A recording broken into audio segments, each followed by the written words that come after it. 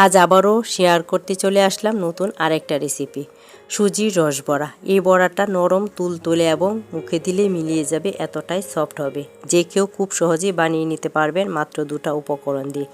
আসসালামু আলাইকুম এভরিওয়ান, কেমন আছেন সবাই? আশা করি সবাই ভালো আছেন।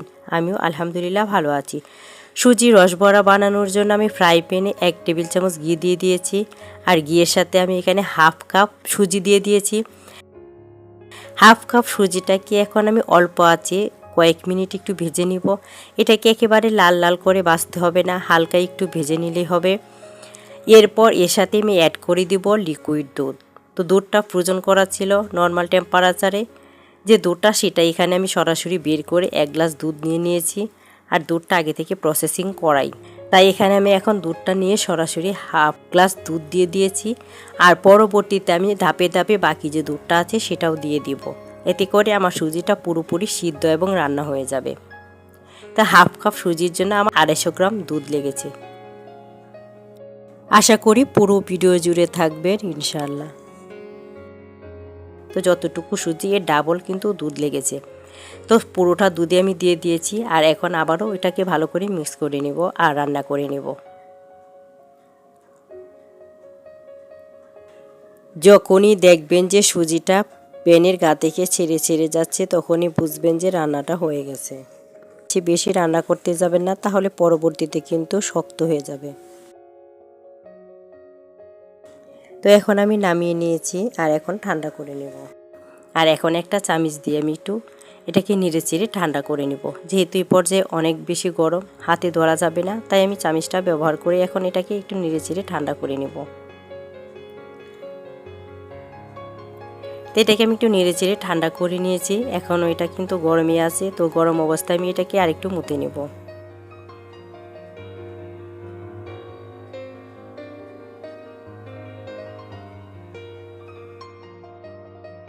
একটু মুথে নিয়ে আমি একটু দুধ আবারও ব্যবহার করব। অল্প একটু দুধ নিয়ে নিয়েছি, আর সেটা হাতে নিয়ে অল্প অল্প করে এটাকে একটু সফট করে নেব। যদি আপনার কাছে মনে হয় যে সুজির ডোটা আপনার একটু শক্ত হয়ে গেছে, বা একটু সন্দেহ হচ্ছে যে সুজির রসগোল্লাগুলি হবে না, তাহলে একটু দুধ মিশিয়ে এরপর এটাকে আরেকটু সফট করে পরে বড়াগুলি বানিয়ে নেবেন। এতে করে আর বড়াগুলো বানানোর সময় ফেটে যাবে না।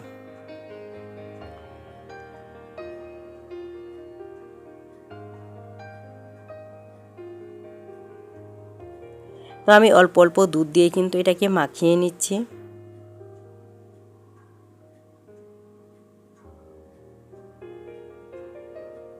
তো এই পর্যায়ে আমার এটা কিন্তু একেবারে সফট হয়ে গেছে। এখন আমি বড়াগুলি বানিয়ে নেব। তো অল্প একটু নিয়ে নিয়েছি, এখানে অল্প একটু নিয়ে এখন আমি একটা বড়ার মতো তৈরি করে নেব। আপনারা চাইলে আপনাদের পছন্দ মতো কিন্তু বড়াটা করে নিতে পারেন। আর একটু বড় বা আর একটু ছোটো, যে সাইজ পছন্দ হয় সেভাবেই কিন্তু আপনারা বানিয়ে নিতে পারেন। তো আমি মোটামুটি একটা সাইজ করে বানিয়ে নিচ্ছি। আর যদি দেখেন যে একটু ফেটে যায়, তাহলে কিন্তু একটু দুধ মিশিয়ে অবশ্যই এটাকে একটু ডলে এরপর কিন্তু বড়াগুলি বানিয়ে নেবেন। তো আমি সবগুলো বড়া বানিয়ে নিয়েছি, আর এখন আমি শিরাটা তৈরি করে নেব। এখন আমি এখানে 2 গ্লাস পানি ব্যবহার করব। 2 গ্লাস পানির সাথে আমি এখানে মেজারমেন্ট কাপ দিয়ে 1 কাপ চিনি দিয়ে দিব। চাইলে চিনিটা আপনারা আরেকটু বাড়িয়েও দিতে পারেন, এতে করে শিরাটা কিন্তু খুব বেশি ঘন হবে। আর আমি যেটুক পানি দিয়েছি সেটুক কিন্তু শিরাটা একটু হালকা ঘন হবে। তো চাইলে কিন্তু চিনিটা আপনারা আরেকটু অ্যাড করতে পারেন। তো চিনির সাথে আমি 4টা এলাচও দিয়ে দিয়েছি, আর এটা কয়েক মিনিট আমি ফুটিয়ে নিয়েছি। তো 5-7 মিনিট যদি ফুটিয়ে নেন, তাহলে দেখবেন আপনার শিরাটা রেডি হয়ে যাবে। তো এ পর্যায়ে আমার শিরাটা রেডি হয়ে গেছে। এখন আমি শিরাটা উঠিয়ে রেখে দিব, আর বড়াগুলো এখন আমি ভেজে নিব। এখানে আমি তেলটাও গরম করে নিয়েছি, আর তেলটা দিয়ে এখন আমি বড়াগুলি দিয়ে দিচ্ছি। আর অল্প আছে এখন আমি বড়াগুলি ভেজে নেব।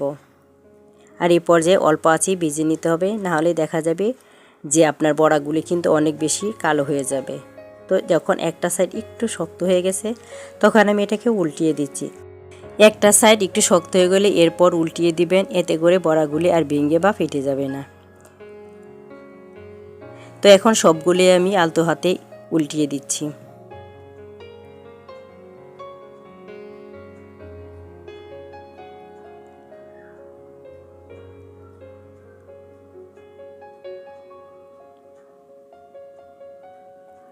তো এই শীতে কিন্তু শীতের পিঠাপুলির সাথে আপনারা এই রসবড়াটাও রাখতে পারেন। তো আমি একবার উল্টিয়ে দিয়েছি, এখন এটাকে আবারও উল্টিয়ে দিচ্ছি। আর যখন শেষের পর্যায়ে তখন কিন্তু আমি ঘন ঘন উল্টিয়ে দিচ্ছি, যাতে করে দুইটা সাইডে কালার ভালো আসে। তো এখন দুইটা সাইডে ভালো করে ভেজে নিই, এরপর এটাকে আমি নামিয়ে নেব।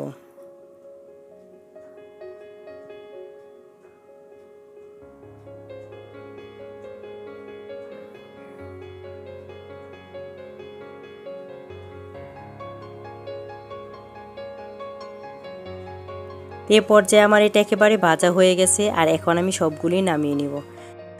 যারা এখন আমার চ্যানেলটা সাবস্ক্রাইব করেন নাই, চ্যানেলটা সাবস্ক্রাইব করে পাশে থেকে যাবেন, পাশে থাকা বেল আইকনটা প্রেস করে রাখবেন, এতে করে প্রথম নোটিফিকেশনটা আপনার কাছেই চলে যাবে। আর যদি ভিডিওটা আবারও দেখতে চান তাহলে খুব সহজে ভিডিওটা আবার দেখে নিতে পারবেন। ভিডিওটা যদি ভালো লাগে ফ্রেন্ড ও ফ্যামিলির সাথে শেয়ার করে দিবেন, আর বেশি ভালো লাগলে একটা লাইক দিতে ভুলবেন না। আজকাল তো লাইক সংখ্যা একেবারেই কমে গিয়েছে, জানি না কেন। আমি তো সবার ভিডিওতে লাইক দিয়ে ভিডিও দেখি, কিন্তু আমার ভিডিওতে সে পরিমাণে লাইক আসে না।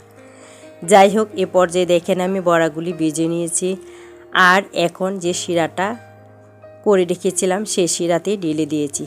আর শিরাটা এ পর্যায়ে হালকা গরম, এটাকে আঙ্গুল দিয়ে ধরা যাবে এমন সহনীয় অবস্থায় গরম আছে। সেই পর্যায়ে কিন্তু আপনারা বড়াগুলি দিয়ে দিবেন, বেশি গরম অবস্থা দিতে যাবেন না। আর এখন দেখেন আমি চলে আসলাম ঠিক 4 ঘন্টা পর। 4 ঘন্টা পরে এখন আমি আপনাদের এটা পরিবেশন করে দেখিয়ে দিব। চাইলে আপনারা কিন্তু এটা সারা রাতও রেখে দিতে পারেন। এখন আমি দেখেন একটু পরিবেশন করে নিচ্ছি। আর এই রসবড়াটা খেতে এত দুর্দান্ত হয় যে আর কি বলবো। চাইলে কিন্তু আপনারা এভাবেই খুব সহজেই বানিয়ে নিতে পারবেন। শুধুমাত্র সুজি আর দুধ চিনি দিয়ে কিন্তু সহজে একটা রসবড়া বানিয়ে নিতে পারবেন। তো এখন আমি একটু পরিবেশন করে নিলাম। তো দেখেন কতটুকু লোভনীয় লাগতেছে। তো আলহামদুলিল্লাহ খেতেও কিন্তু ভালো লাগে। তো আপনারা চাইলে কিন্তু এভাবে ট্রাই করতে পারেন। তো একটা এখন আমি আপনাদের একটু ভেঙেও দেখিয়ে দিচ্ছি, আর দেখেন যে কতটুকু সুন্দর হয়েছে।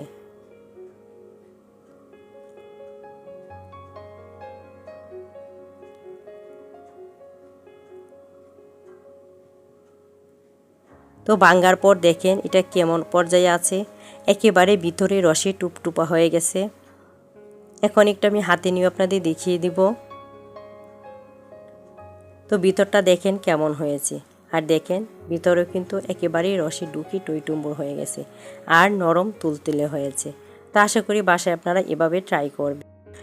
আশা করি ভিডিওটা ভালো লেগেছে, আর যদি ভিডিওটা ভালো লাগে তাহলে বাসায় একবার হলে এভাবে ট্রাই করবেন। ভালো থাকবেন, দেখা হবে অন্য কোনো ভিডিওতে। আল্লাহ হাফেজ।